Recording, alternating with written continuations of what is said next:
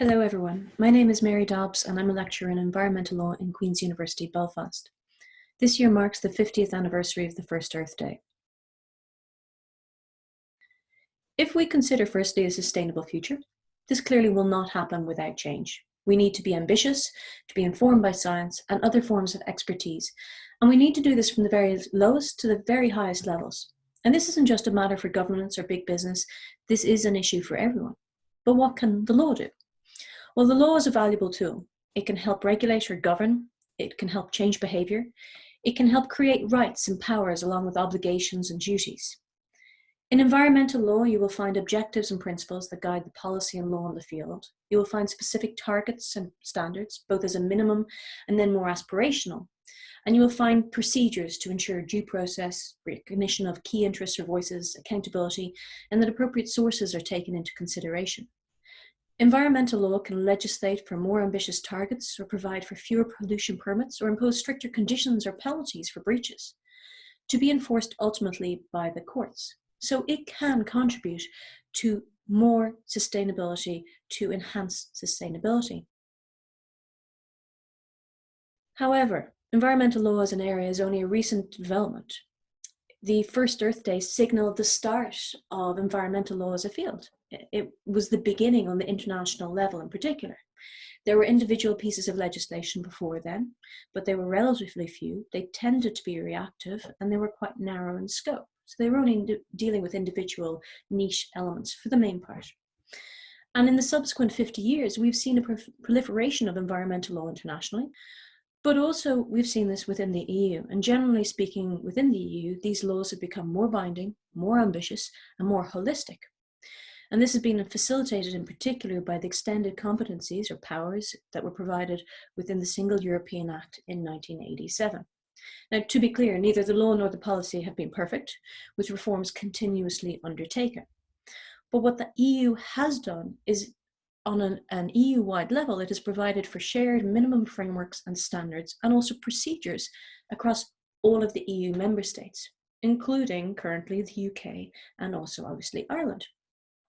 So there's shared frameworks on the island of Ireland as things currently stand. But now we have Brexit. Brexit, which will enable and most likely lead to regulatory divergence between the UK and the rest of the EU, including Ireland. And despite the Northern Ireland Protocol, which does have some components on environmental protection, the controls on environmental governance in Northern Ireland are nonetheless few and far between. Efforts are being taken internally within the UK in order to address imminent governance gaps, but these will not replicate those provided by the EU, and the procedural relationship between Ireland and Northern Ireland will now change. So there will be substantive differences within the law and also procedural differences. There will be significant regulatory divergences. And this is a crucial issue due to the nature of the island of Ireland. So the island of Ireland is, to use the official terms, a single epidemiological and biogeographical unit, i.e. it's a nice big landmass where diseases can spread easily, where pollution can spread easily, where species share habitats and resources across the entirety of the island. And consequently, it needs to have cooperation at the very least on environmental governance across the entirety of the island.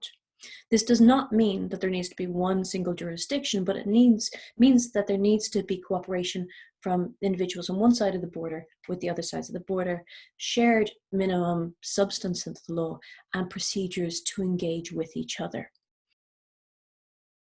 For me, the future in 50 years, the future today and for the next immediate future also has to be about addressing that challenge. This can be done without the law. It is possible to engage, but the law can contribute effectively because it can identify the powers and the limitations on both Northern Ireland and Ireland, the restrictions that are there and the capacity for them to maneuver and engage with each other.